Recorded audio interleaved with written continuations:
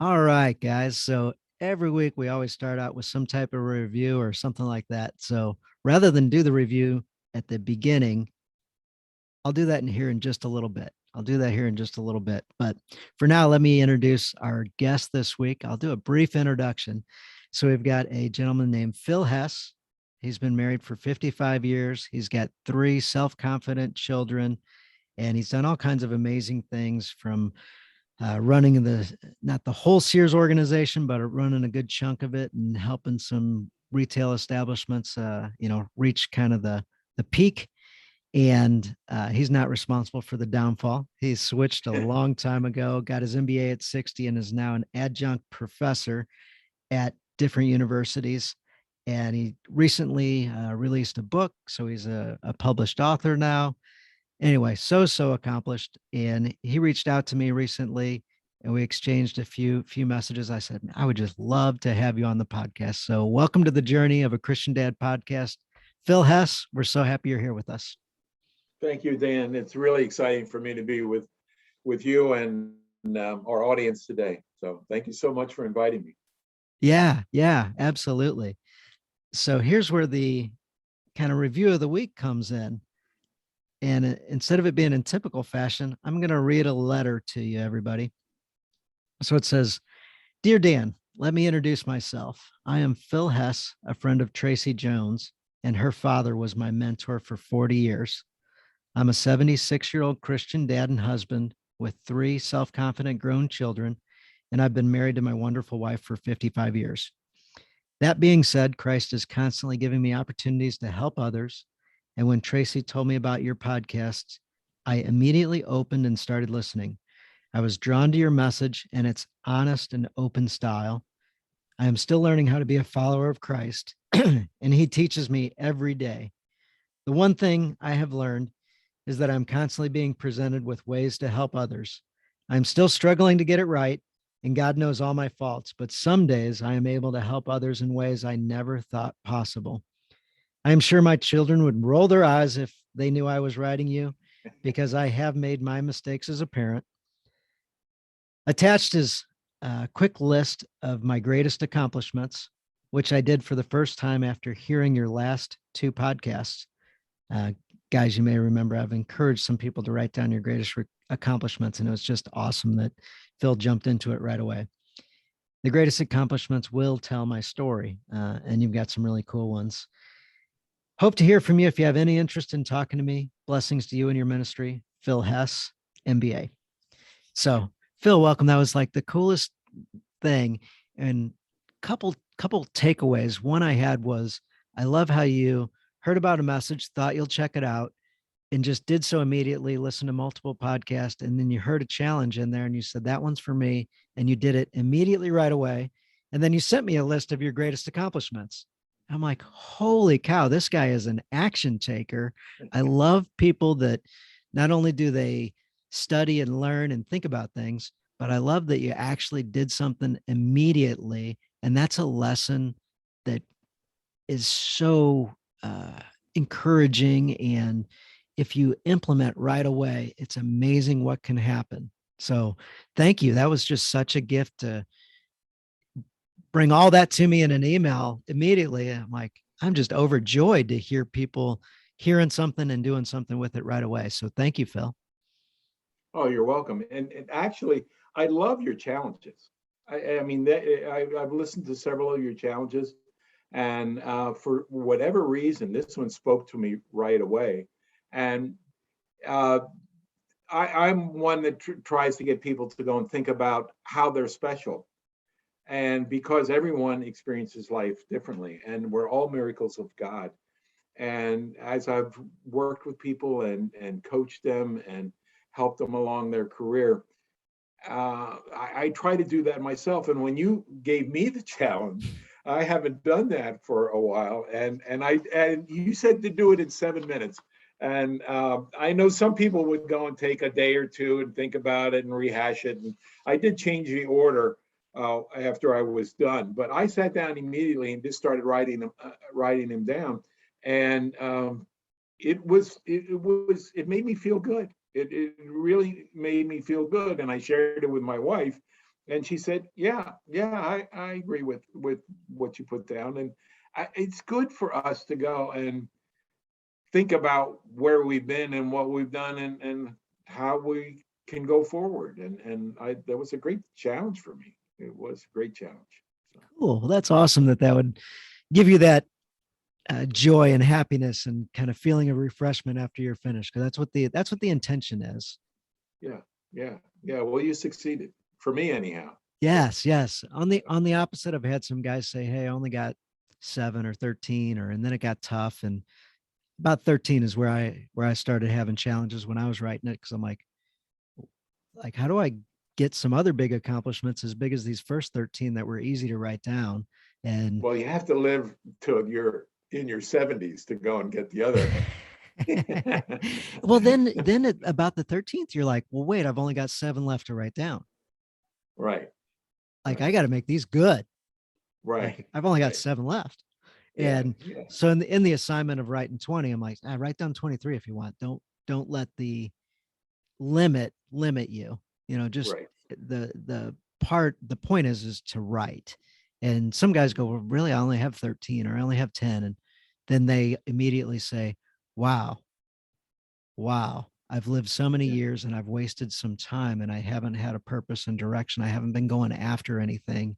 Wow, I've just been awakened and it's time for me to start getting after. And almost all of them know the thing that they need to start getting after with greater intensity right now. So that's been a fun exercise to challenge guys with. So I'm glad you loved it too. yeah, yeah. Yeah, it's difficult to always know what your purpose is. I've struggled with that my whole life, trying to figure out. And someone asked me if someone was going to go and write an article about you, what would the headlines be? And I thought for a while, and I said to him, Phil Hess doesn't know what he wants to be when he grows up, because I'm still trying to figure out which is the best way for me to help. And what I realized is there are a lot of ways for me to help. And you, I retired at 60 after 38 years with Sears, and you alluded to my career with Sears, and we had moved 9 times, and I had like 15 different jobs in those 9 locations, and I was always trying to get things done through people. And most of the time, I never, in 15 years, I never followed any, in 15 jobs, I never followed anyone that had been promoted. Oh no. Yeah. So, and I would drive to work saying, God, give me the ability to make a difference today. And he kept giving me opportunities to help people grow. And what it forced me to do was to concentrate on people and to look at them and try to encourage them. And to I actually, one of my successes was I came up with a what's called a career aspiration form, and I asked the people, one, what job or career do you aspire to? Two, why do you feel you're qualified for that? What do you feel you have to learn to go and make that goal? And then last, what can I do to help you? And I took those and I took them to heart and I really studied them, and I would help people. In fact, I even helped people coach them for interviewing for a job in another company. And they said, why are you doing that? And I said, if you get a job in that other company, are you going to leave? And they said, yes. And I said, well, why wouldn't I help you reach your goal? I'm not going to hold you back. But are you going to be more satisfied working here until you get that goal? And they said, yes. So one went into real estate, one went into his own ice cream business. Other ones I promoted up through the organization. And that's where I started to get my satisfaction in helping other people. And I felt that that was my purpose in life, because I was asking God to give me a way to make a difference. And he was giving me those opportunities 15 different times. And uh, it, it's really been kind of fun. And that's what I put, one of the things I put on my 20 was the fact that I've been able to go and help people make their careers and improve their lives and their families. And I also looked at everyone as they were not an associate. They were a family. And if they had a bad day, their family had a bad day. And if they had a good day, their family had a good day. Because I know I come home at night and we all sit down around the kitchen table. Well, what happened today? That's the obvious question. And we can set the whole mood of the family based on how the day went. And my thought process is the better I can make other people's days, the better day I'm going to have, and the more encouragement I'm going to have. And I think that's, God has given me so many opportunities to give back. And the one thing, I was going to write a book years ago. In fact, I had about 3 chapters into it. And it was called Take the Job No One Wants. And it was to go and encourage people, because many of the jobs that I had over 15 years, over the 38 years, some people, one job, 3 people turned it down because it was going to be too much of a challenge. And I looked at it and I said, I can't think of one good reason why I wouldn't take the challenge on. And I went, and it ended up being a great opportunity for me. So what happens is so the book was Take the Job No One Wants, because we sometimes want to play safe and we want to do it on our terms. We want to have the inner control of what we think is best for us. It's when we let the external authority in our life, which is Christ and God, guide us, that it's going to go and allow us to do things that I never thought I would be able to do half of what I have done. And I'm right now, people are laughing at me. How many jobs do you have? Well, I'm a full-time accountant. I'm an adjunct professor at 2 different universities, and I sometimes 3, depending on the semester.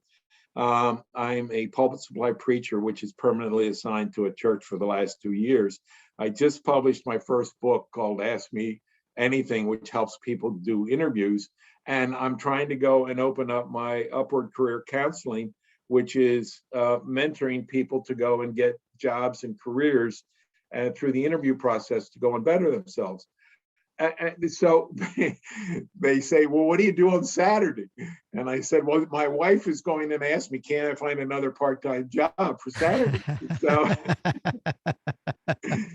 So, but so this is what retirement looks like. Yeah, but I'm doing the things that I want to do, and I'm doing it because I want to do it.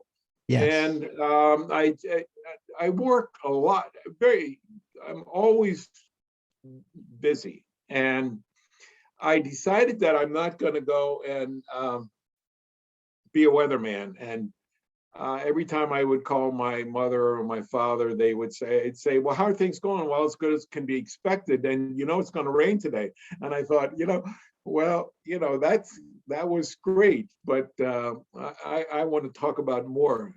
Yes, yeah, absolutely. More with my life. And someone said to me, well, Phil, when are you going to come out and play? When are you going to come out and play? And I said, well, I can play golf once in a while. I can go fishing, but I can't do it all the time. I'm doing the things that I want to do. Yeah, it sounds like you are playing with the jobs that you have. The work is the play.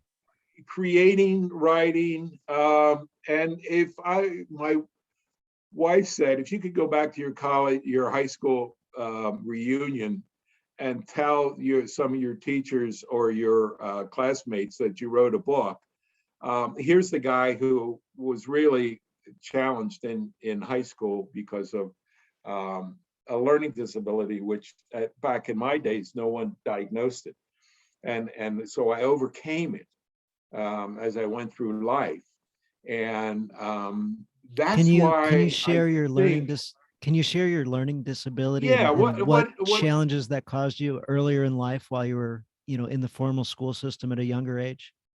Yeah, what happened was, I could not read, right? It's dyslexic maybe. Um, and for me to read out loud as a senior in high school, it was punishment. And when we would be asked to go and read in class, I would try to figure out where my section was coming. I would try to practice it in my mind before I would read, because it was very difficult for me. Even when I was but I could read, my memory was very, very good. So I could read and study it, but I would start to skim because I get bored reading the books all the way through.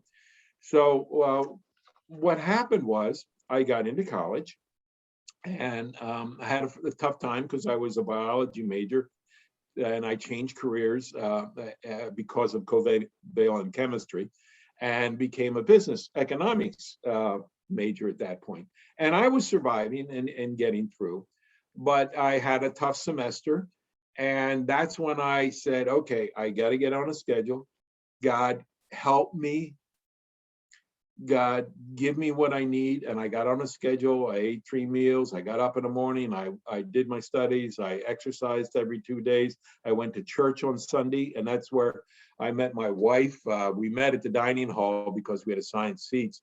And we were at the same table one year for one semester. And we met each other and had a mutual interest. But Sundays, I would get up when everyone was sleeping, get on the school bus that would take us downtown to the drop us off so we could go to our local church. And I would go to church by myself. And sitting a couple pews over was my now wife of 55 years with her friends. She would go to church every Sunday too. So it grew, and we would walk home together and talk about things, and we ended up being married upon being seniors. It was during Vietnam, so I volunteered for the Army, ready to go in, and they said that I had a physical ailment that wouldn't allow me to do that. So then I started my career with Sears. So I really, at that point in my life, I fell back on Christ to go and guide me and get me through that. And then I started my career, and we started moving around. And I Do you was stay a with a close personal relationship with Christ, or during that transition into Sears and through the corporate career, did you yes, drift away, or did you no, have a, okay. no. I asked from the perspective of What just, happened? Yeah, the typical thing from the standpoint of looking at uh, how people move around. Uh, Most people will sort of go away from the church in their 20s, and then statistics have shown me through my reading that people will come back to the church when they have a job, a house, and children. yes. They'll come back to the church. And what happened with us was, the reason that did not happen with us was because of my wife. She was very devout, and so even before we had children, we moved to our first location in Norristown, Pennsylvania. And on Sunday morning, we'd get up and try to find a church to be associated with. And as a married couple without any children, we always went to church, and that was consistent. And then every time we moved, we would also, the first thing we would do is try to find a church that we liked, because we felt that those were going to be the friends that we could associate with, we could connect with. We needed the message on Sunday. We needed the fellowship. We needed the caring and the giving. And for the first 3 years of marriage, we were in Salisbury, Maryland, and we're in a mission church where there was only like 8 or 10 of us. And then we moved from there to Dover, Delaware, and we went into a larger church in that area. And then we had our first child. And we continued every time we moved. We always found the church first. That's the first thing we did, is found the church and made our base there and moved our membership there. We would always transfer our membership. So And we 55 never years went away married. from the church. I So, never went away from the church. so 55 years married, and your Yes, wife. So one of the blessings that your wife gave you was absolute my faith. rigidity. Right, right. And not my faith, but my consistency. Yes. Consistency in my faith. And then what we did was, soon as we had children, we realized the blessing that we had, and we wanted to bring them up in the church as well. So how do you do that when you're young and you're stressed out, and you're this is where you're developing your career and you have a lot of pressure in many times. So we would go to church. And when the children were old enough, so we had the two sons by the time we were in Harrisburg, Pennsylvania, and we were going to a church. Now we were going to a church that had 3,000 members. So there was so many different things. We had Sunday school for the kids and everything else. But to make sure that we kept grounded, I found a big book of children's Bible stories. And we would read, and they were usually 1 page long. And they would sit in the high chairs, and we would read a 1 page story before dinner. And to this day, my children in 50s, 40s can still remember the Bible stories. So, and the thing of it was we started to share those thoughts with family friends, and they started to go and do the same thing. And so what we did was we continued to do that. And then the other thing that was really interesting is we always like to go to churches where the children went to church with us. Many times they'll have church and the kids go off to Sunday school. We went off to adult Sunday school when they went to little kids Sunday school. And then we got back together and went to church together. And my wife and I said, we're not going to sit in the back and be ready to walk out. They're going to sit up front. We were in the first row, first full row of the church, right in front of the preacher, and the kids were there.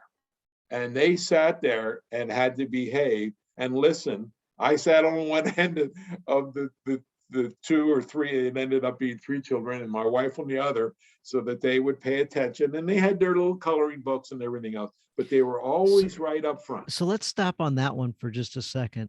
That one's a very common one that I hear from men and families of, gosh, my kids in church and fighting and on and on and on. I even think back to my own childhood, and my parents had my goodness, 3 kids, and we just can't keep them, behaved during a whole church service. So have you got any tips? And you may even fast forward some years and think about the grandkids and how they behave in church, because I'm sure you've gone to church with the grandkids too. Right. But any tips for, I don't want to say getting through a church service, but maybe even thriving in a church service with kids?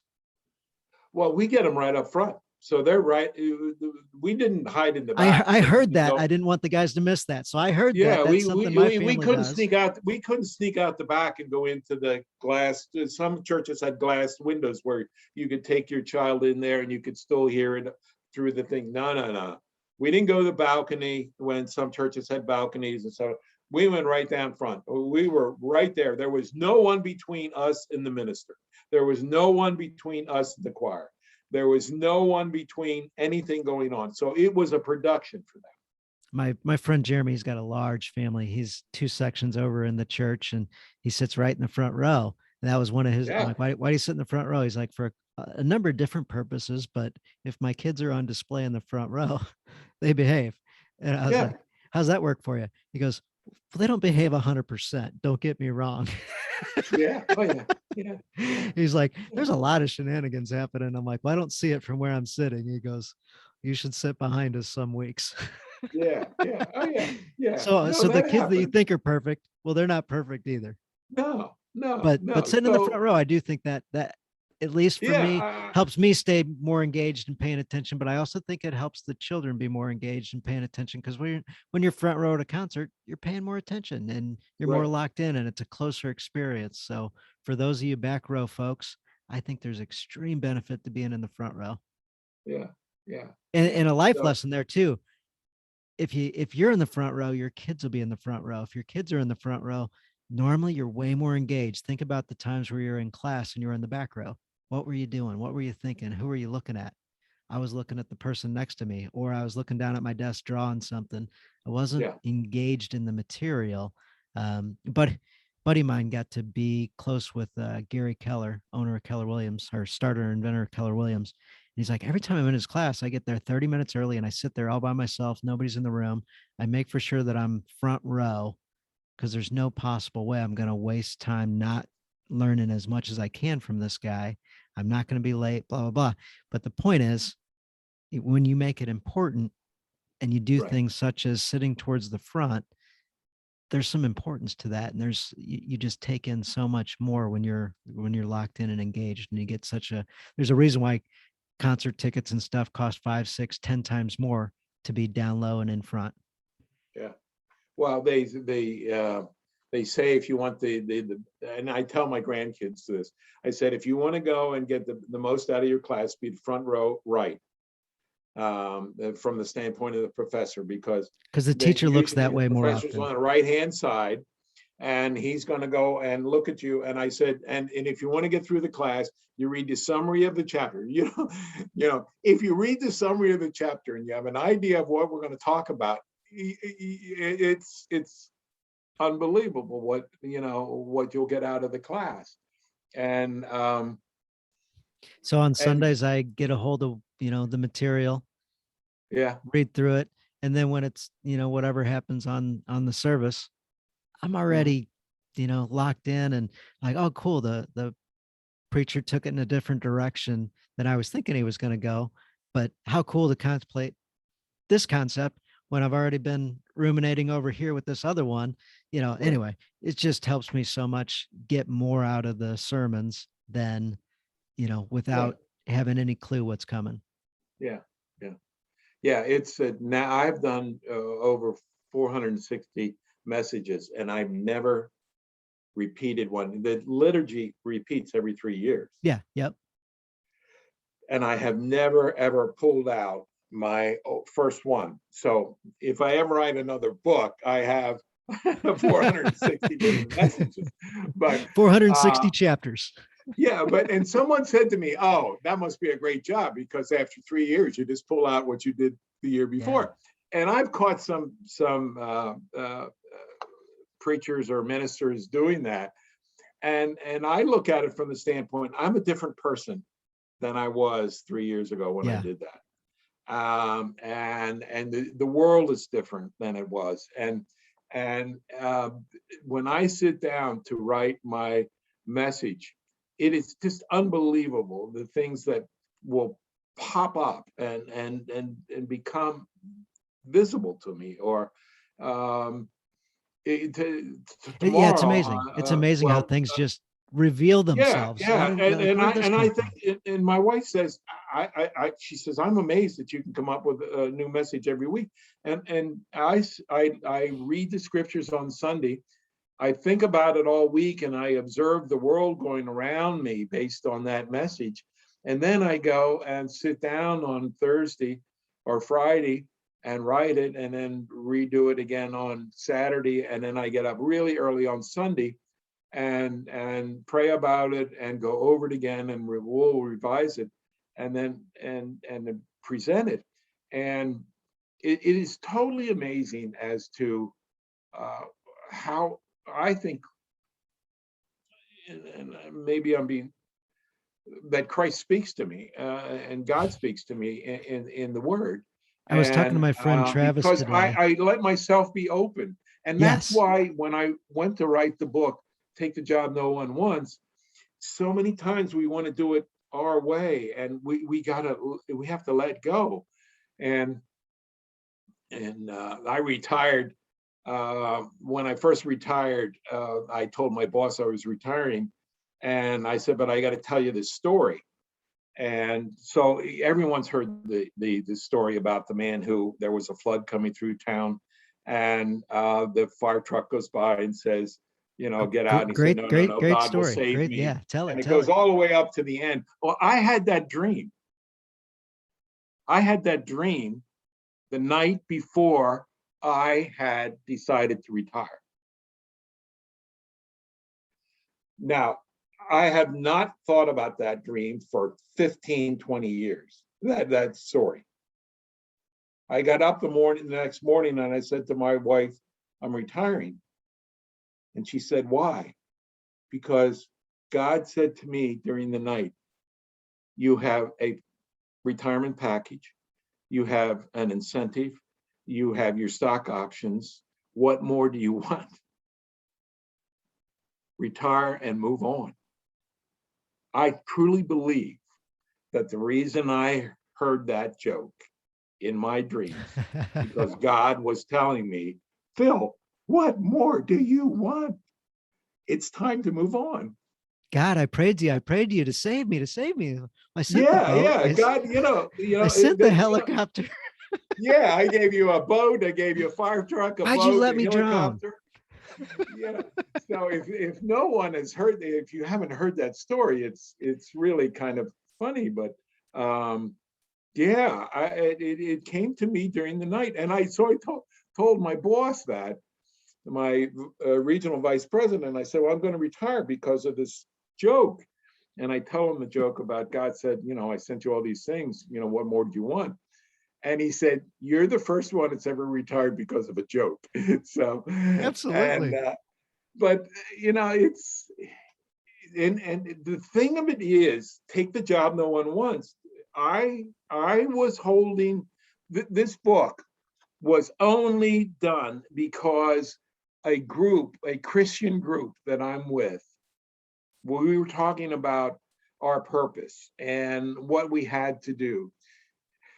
And I had gone through the midlife crisis just like everyone else, and I was down and out and felt that woe is me, and I was a thumbsucker, as my mentor Charlie Jones would call me, and saying, I thought I was going to do more in my career. I was going to do this, that, and that, everything else, and I finally realized that God intended me to do more. And that's when I let go of the door frame. I was holding on to the door frame. In my mind, I was holding on to the door frame, not willing to go in, not willing to let go and to go forward to do what I was called to do. And it was at that time in my life that I let go of the door frame. And this group that was with me 8 months ago, the book is a summary of how I would coach hundreds of people, my employees and friends and relatives and everything else, to get jobs. And they all got jobs. And every time I went to go and help someone, I went over the same story again. And my one thing that I talk to them about is, you are all special. You are all God's gift. You are, and there's an author by the name of Ogmandino. And if you Yes. never, Oh my goodness. Ogmandino, he was my go-to author when Charlie, my mentor, Charlie Tremendous Jones, was my mentor. The first book he gave me was Ogmandino's. I have read every one of Ogmandino's. I've given them away. I have first edition signed copies. And there is one God memorandum. If you have never read a book, you have to read Ogmandino's God's Memorandum. And it is a talk to any of us about how he knew us before we were born and how we're special. And you read that thing and you have to cry. Hmm. You have to cry, because we're all that special. We're all that special. And that's the way I like to go and train people to do the interview. We all go into an interview saying, "Oh, they're going to ask me, tell me about yourself. And we're self-conscious. We don't go. And I would love for people to go in and say, I am a miracle of God. Mm, mm, mm. And I've done some special things. But in their mind, I want them to think that. And I make them do a SWOT analysis, their strengths, weaknesses, opportunities, and threats, just like you did the 20 Yes. great things. I use the same process to get people, and I do it with my kids. What's your strengths, weaknesses, opportunities, and threats? And how are you going to overcome them? And when we sit and we look at it and we say, "What? That's not that big of a deal." Why are we paralyzed from trying it when we can? So I tell people, you're all special and you're experiencing life differently. And you will never be the same as anyone else. There's no one in the world like you. You are special. You are God's gift to the world. Do what you can. And I encouraged my children, each individually, to be that way. And then I left them do that, to try things, be successful at things, and learn lessons from others, things. But I was always there. You And mentioned mindset and thinking. So I got to observe a situation. There's a guy, he's a big time selling book author, and one of those guys that thinks differently and helps other people think differently. I don't care for the title of his book, so I'm not gonna okay. repeat it right now. Yeah. However, there was a guy in the audience and it was Q&A time. And the guy said, I got a question. He says, what do you got? He goes, I got a job interview tomorrow. I said, oh, cool. What job are you going for? He says, I want to be the janitor at the public school. He says, how are you being a janitor at public school? He goes, I would be the best janitor at the public school. He says, okay, cool. Well, sounds good. What's the problem? He goes, well, I got an interview tomorrow and it's with the whole school board. He says, okay. He says, let me ask you some questions if you're open for it. These might be hard, but answer the best of your ability. He goes, I'm open. Like, this is a big opportunity tomorrow. I don't want to mess it up. He says, all right, what's your view of yourself? If you could just simplify yourself and say, I am. And he's like, oh, I'm just not very smart. He says, okay. He says, what's your worldview? When you think of the world, what is the world like? And he says, oh, the world is hard. He says, okay. He says, what's your view of the school board that you're going to go talk to? He says, oh my, those guys are smart. Those guys are really smart. He says, okay. So you're going to show up to this job interview and you're going in with, you're not very smart. You're not going to do well. They're super smart and they're going to figure you out and they're going to learn this about you. And the world's super hard and going to, take you in, grind you up, spit you out, and, leave you on the side of the road. He's like, that's right. I'm really afraid of this interview tomorrow. Yeah. So then he says, what if when you went into this, you said what you said earlier? He said, what'd I say? He said, you were beaming with pride. You said you would be the greatest janitor of all time. You had such a sense of confidence that you could accomplish it, that you would make them proud to see you doing your job. He's like, I'm confident that you can do that because I saw you say it. Because I have no idea if you can do the job or not, but the way you had that confidence said you could. What if you stepped into that board and declared that as your statement? If you guys give me the opportunity, this is my dream job. I will, and passionately talk about what you said. What do you think their questions are going to be? Where are they at? He says, huh, really? He's like, what if they're asking questions based on what I just saw, as opposed to you bringing in your thoughts of yourself and your worldview? Why don't you let that go? That doesn't serve you. And the guy's like, thank you so much. I'm going to go get this job tomorrow. I don't know if he did or didn't, but my guess is he probably got it, because that confident, passionate guy, I would have hired. Yeah, yeah, yeah. When you tell that story, and my son would give me the okay to tell this story. Awesome. I had a very similar story. My son, my middle son, I have three children, two boys and a girl, and Susan. So John, Stephen, and Susan. And Stephen was in a school, and for whatever reason, he was mistested, and they didn't think he had the ability to do his math and so forth. So he probably had a little of the tendencies that I had. And so, but he was very handy. He loved tools and he loved to work and everything, fix things and take things apart and everything else. So they would allow him to go with the janitor and do things in the school as like a third grader. Now he came home and said that, and he said, I think I want to be a janitor. And I said to him, Stephen, that's great, but only under one condition. You're the best janitor you can be. Right now, he was acknowledged by the state of New Jersey as one of the top 40 under 40. He's nationally ranked, world ranked in his banking investment career. And he has done extremely well, career-wise, family-wise, his faith-wise. And when they had the program and threw it up, they said, what quote would you like to go and have people remember you by? And he said, I once thought I was going to be a janitor, but someone told me if I'm going to be the best one, I could. And I've tried to apply that to everything else I've done.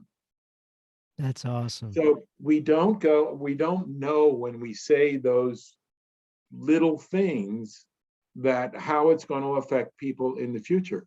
For the last 16 years that I've been teaching, and for at least 5 years before that, so we're talking now 21 years, I have made either my employees or every one of my students, no matter what the class, the first assignment is they show up on the first class and they don't have the book. They want to test it out. How's Hess going to be? What's the syllabus? Yeah, I'm not investing $130 on a book. I'm not going to go and rent that book because they all rent them right now.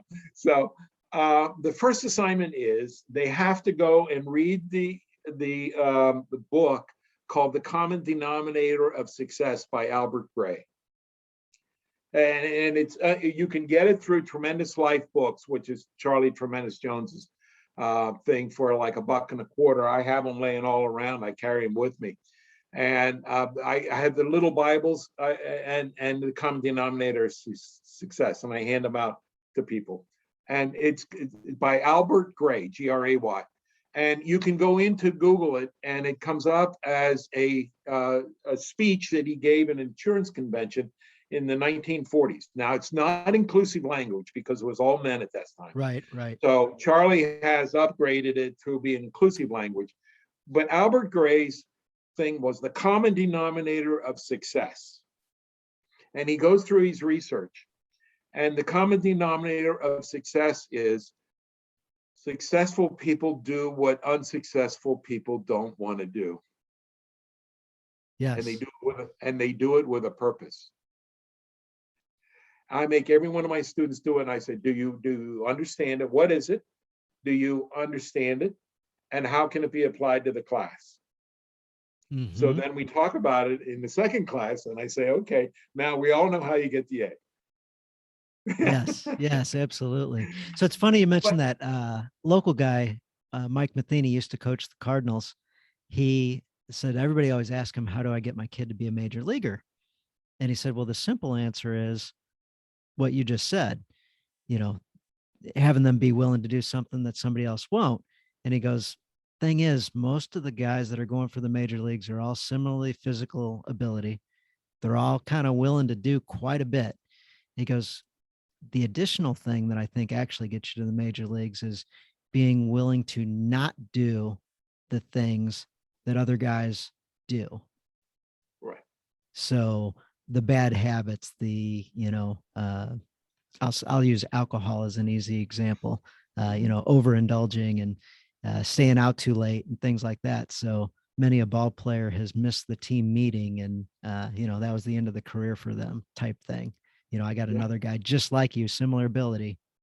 I'll just slot him in your spot and move on. So yeah, doing things that other people aren't willing to do, Right. and also doing things that other people are willing to do, or Right. not doing things that other people are willing to do. So yeah, that's a big one. Yeah. Anthony Robbins, if you've ever read any of his books, he tells a story about how he was hired by the government to go and make sharpshooters. And Oh what he my did, gosh, this is an unbelievable story. Do you know how he initially did that? yeah, This yeah. Okay, go tell it. He only studied he went and interviewed and studied the ones who were the experts. And then when he went back, he trained everyone only the expert way, without any other. This is the only way you can do it. And then he that's my understanding of the story. I think if I got the story right, he was incredibly young, Mhm. a teenager, and his mentor, the guy who was actually going to do the training, didn't show up. Oh, So it's the very okay. first day that they're going to lock in with this new group of guys and show them how to be expert marksmen. And Tony's just the assistant, Right. and the guy doesn't show. So And you've he, got yeah. maybe a 17-year-old or whatever getting these, trained military guys. He's Mhm. like, what could I do?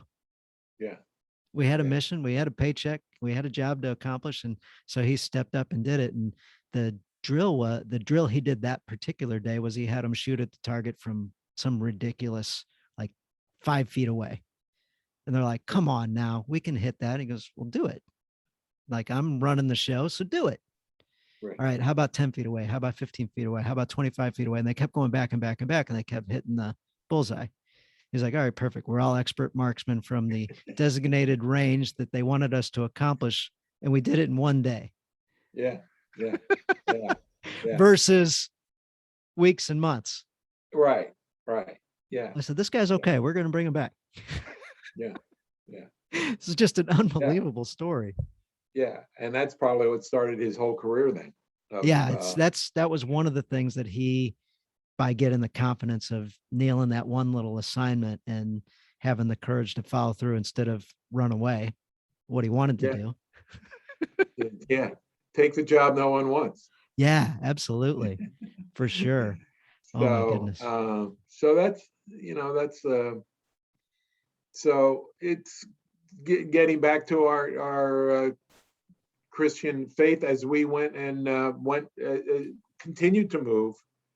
The reason I became a pulpit supply pastor was we had a substitute, well, an interim, we would call them interim pastors in the United Church of Christ, where a pastor had left, going on to another assignment, and then there was a person that is the transition for a Yeah, year or yeah. two.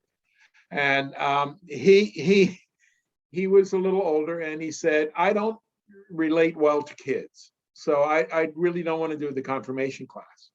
So I still remember I was riding in the car, and I got a phone call from one of the church council members, and they said, we were thinking of who could go and run confirmation. Would you and your wife be willing to go and run confirmation? And there was no hesitation.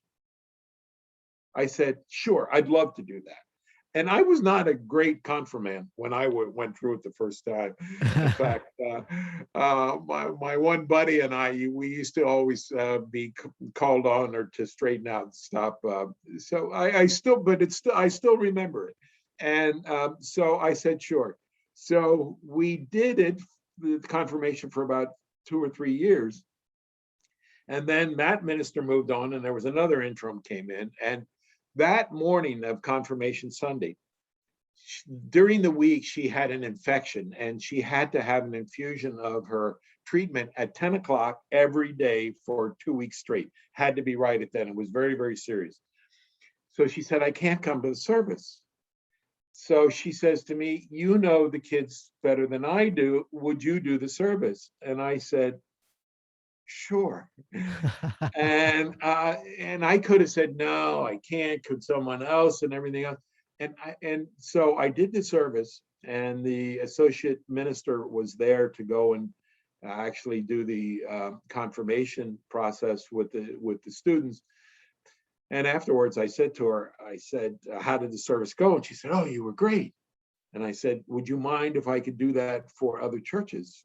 And she said, tomorrow you're on the pulpit supply list. That's great.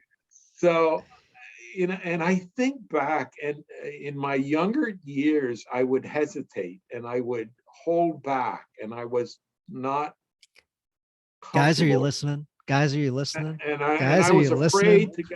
afraid to go and do it because I didn't want to go and make a mistake in front of other people.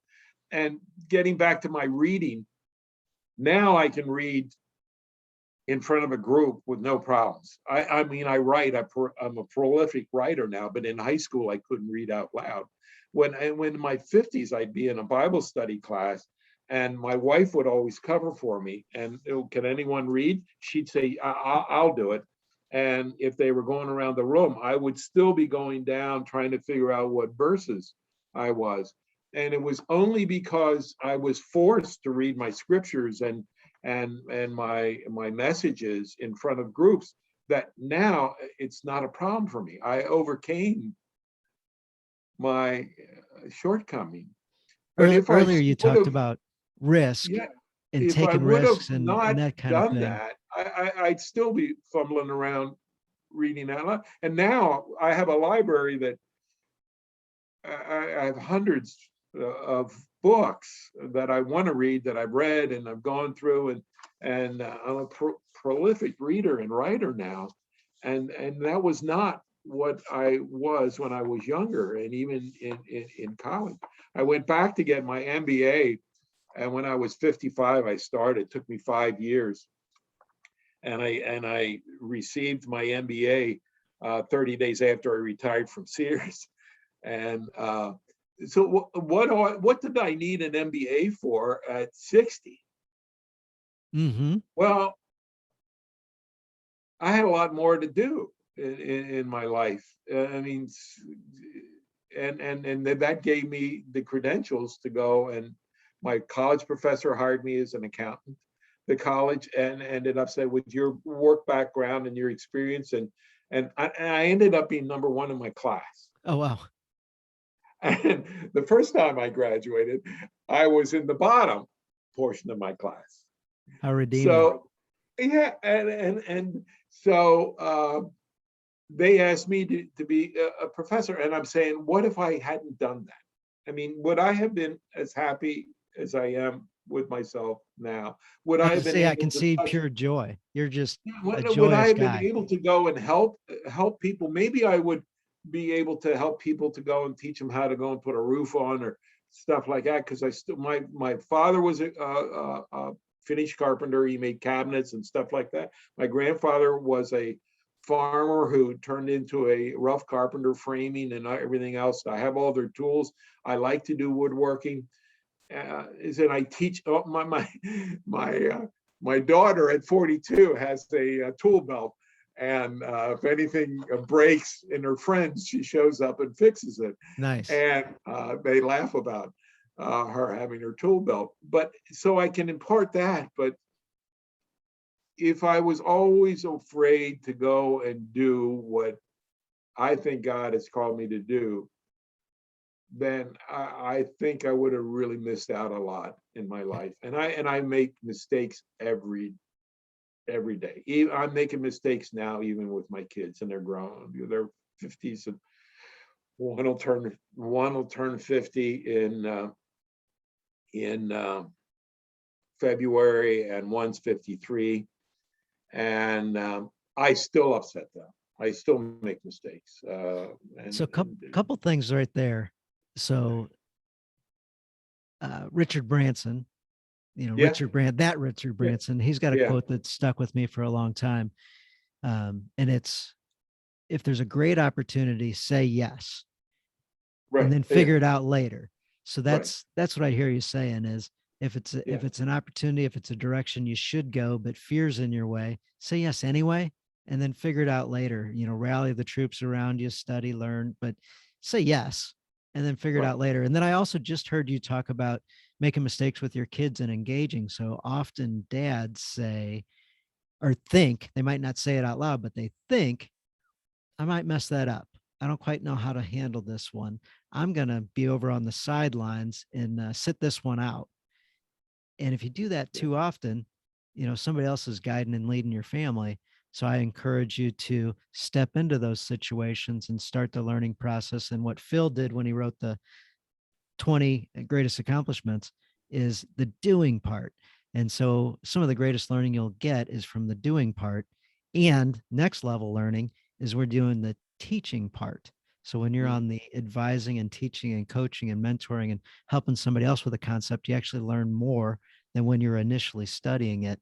It's an incredible lesson there. So guys, I encourage you to jump in and take action. And this is just another spot, another couple segments where we were talking about stepping into that fear, or not sure if you can do it. You get thrown the Sunday sermon and the confirmation to do. You're like, all right, yeah, I'm jumping in. And not only did I like it, but I want to do more of it. Had you said right, no to that opportunity, who knows if you'd have got that opportunity ever again. yeah, yeah. There's one other thing you mentioned earlier that I wanted to talk about, totally random. You mentioned you were to ask the kids a series of questions, and the last question was, how can I help you? And what I wanted to jump into there is, when somebody in life says, how can I help you? I encourage a couple things. One is to answer them. What hmm most people answer with, in my experience, is, "Oh, I really appreciate the offer. I'm good. Like, things are good. I'm good." hmm Well, what if that was an answer that you're not allowed to give? Yeah, I know. My thought process, if you're going to ask, what can I do to help you? Then you have to be willing to do that. If you don't want to help them, don't ask. Yes. On the flip side, Don't if ask. somebody asked you that question, Yeah, yeah, I would encourage you, and you probably come up with an yeah, answer, a real answer, as yeah. opposed to a deflected answer of, they're too busy, they don't really want to help me, or uh, I'm not going to Well, think about the talents, abilities, skills, or even the challenges that I'm just going to pass on the conversation and just say thanks, but no thanks. yeah. Well, I also learned in life that I can't do it myself. My wife has helped me raise the family and keep me grounded in my Christian belief. But I also needed a Christian mentor too. And I had someone that I we would spend a day. I would go up to Charlie Tremendous Jones's house, and I'd say, Charlie, I need a day. I need a day. Come on up. When do you want to come up? And he was very busy. He's a busy Yeah. guy. Yeah. And I would go up to his house, and he and I would go. I tell you a funny story. He would bring in underprivileged citizens in the area of Harrisburg. He'd have Bible study with the senators and representatives, and in the mornings, and so he would do anything he could to help. But he had one room which was Christmas every day, and you would go in there, and it was all decorated as Christmas and everything else. And he would take the kids there first, and they would come in and see the trains and the whistles and the trees, and every day was Christmas. And then they would go upstairs, and then he had a player piano, and they would start to sing hymns, and they had instruments and everything else. And he would go and try to reinforce their beliefs, and in part his belief, when they're not preaching to them, having Yeah. fun Yeah. fun with it. But he so I went with him. I would go up there, and he would give his undivided attention, and he would just ask me questions. what are you doing? What's your, what do you think about this? And I'd say, Charlie, I'm getting hungry. Where do you want to go? I'll take you out to eat. And he said, let's go to Wendy's. They got great chili. So we go to the Carlisle Pike in Harrisburg, Pennsylvania, and we sit down there and we get our bowl of chili and we're sitting there. And I said, well, enjoy your chili. And he goes, just a minute. And with his booming voice, he gives grace over the chili. I could feel the blood pressure going up, and I thought I was getting all red. And then all of a sudden I calmed down, and because the whole place was, you could hear a pin drop. Wow. And he blessed that food in a booming loud voice.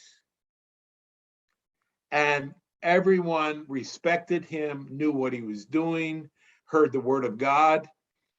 And when he was done, they went on their way. But he touched 20 people. I mean, I'm not going to ever go into Wendy's and give a blessing like that.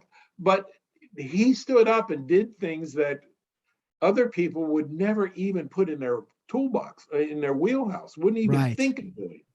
And he encouraged other people to tell the story. I mean, I'm telling the story to you today Yes. because of what Charlie did. And we have so many stories to tell about our faith and how God has given us so many blessings. And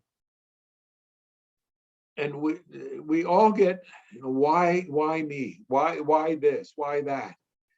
And I don't know if we have time to talk about it, but I was exposed to a Koinonia group, which is really what the power of prayer. And what happened was we were in this church with 5,000 people, and the minister said, we're going to start Koinonia groups. And anyone that's interested, sign up. And we're driving home, and my wife, because she was on one side of children, I'm on the other side, we're in the car, and she said, I think I want to do that. And I said, immediately upon him saying that, I felt like I had to do that. So we both signed up, and we met Thursday nights for the winter and fall season. And we had a group of like 10 people. We had a minister and his wife. We had a lawyer and his wife who had been a missionary. We had a single mother. We had a couple, one an engineer, one a teacher, and they were very active in the church. We had a friend of ours that we brought in. For that time, God presented us with the most unbelievable way to give back. One of the men went home during a nap after dinner. Fellow died. Yeah. The one mother had a daughter with a child out of wedlock. Another one had, my wife had an operation, and everyone brought meals in for a month. We had our nighttime meals. And then the final straw was the one lady had lupus, and she was extremely sick, and we did not know what to do. So the men got together. We didn't know what to do. We were at our wits' end. We went down to be with her husband at the hospital. And they were going to medevac her to the Baltimore to a specialist hospital, but they said she'd never make it. So we went in and talked to him and came out in the parking lot and said, what can we do? And we prayed about it. And we said, let's go home, talk to our spouses, and one of us will pray for her 24 hours a day. So we broke the day up into 24-hour segments. The men, because if you had a job during the day, you got up there in the middle of the night and you prayed from 3 to 4 or whatever. And then you got some more sleep. We went to work.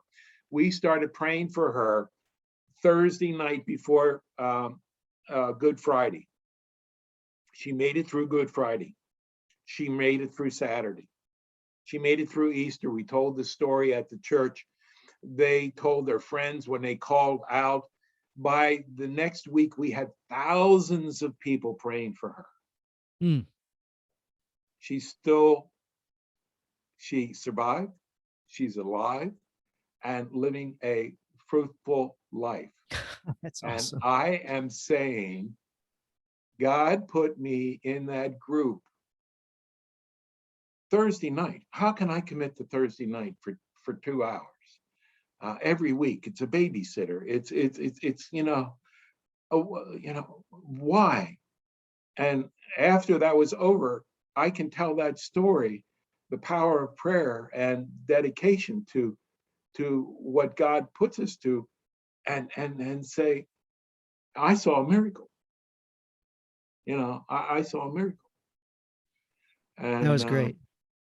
That was great. so I usually ask guys so for kind of a parting thought, and that was a really, really powerful one of literally the power of prayer and guys deciding to do something, take a stand. And a group of you guys came up with that idea. And what a radical right, idea. What a radical idea that is.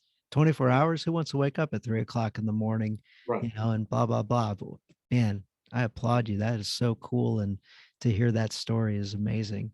So, this is coming. What's This that? is coming.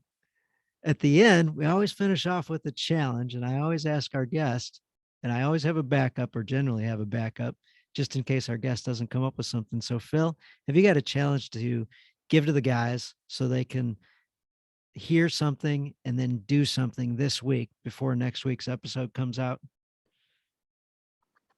Well, I think what we have to do is we have to keep our eyes open, and we have to see what can we do to help someone else, if it's nothing more than just to go and acknowledge them as we're out there. If with COVID and everything that's going on, no one thanks you for anything. I want to encourage people to just look at that clerk in the eye and say, thank you for what you do. Because a lot of people are having trouble and no one thanks us.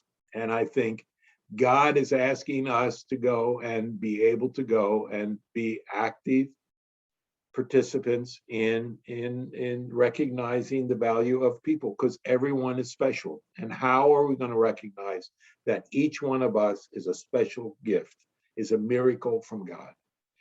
So I just encourage you to go. I When the guy puts gas in, I say, thank you for showing up today. It's funny you mentioned that. So, just this morning, it was a little unexpectedly hectic at my house.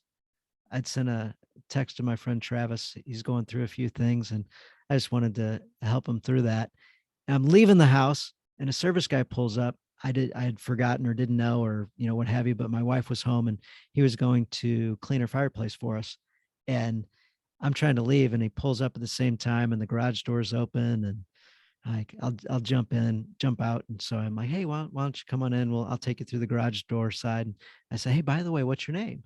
He says, oh, I'm so sorry I didn't introduce myself. Well, he didn't really have an opportunity to yet. And he says, my name is Brody. I said, hey, Brody, come on in. Honey, this is Brody. Brody, this is my wife, Corey.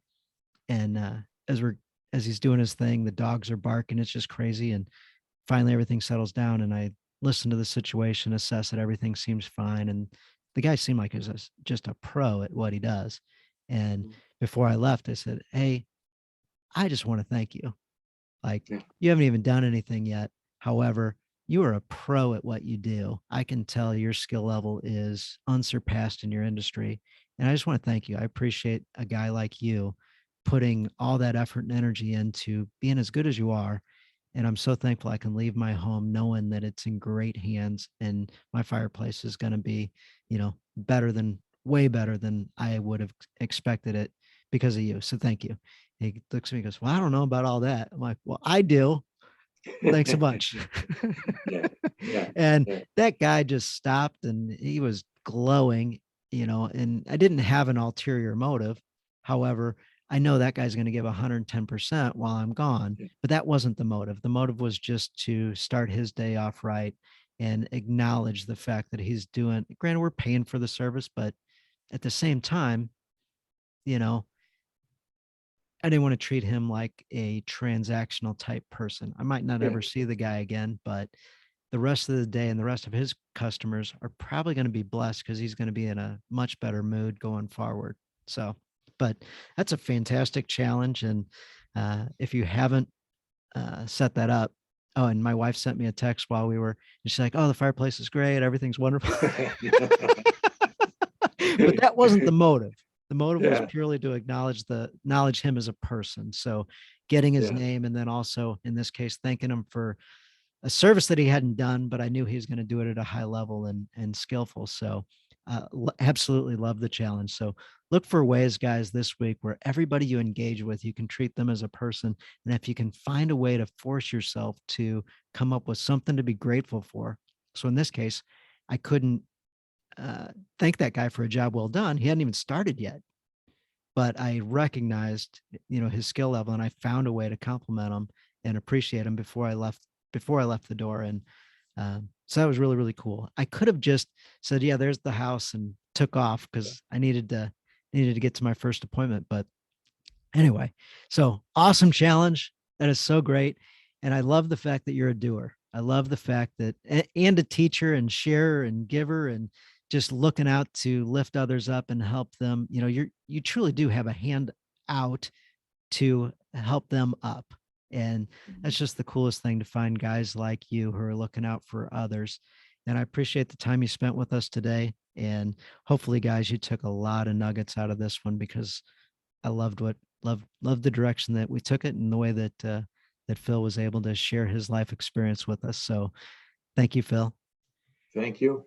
Thank you for allowing me to share my stories. And may God bless everyone. So Well, thank you so much. God bless you too, Phil. thank you.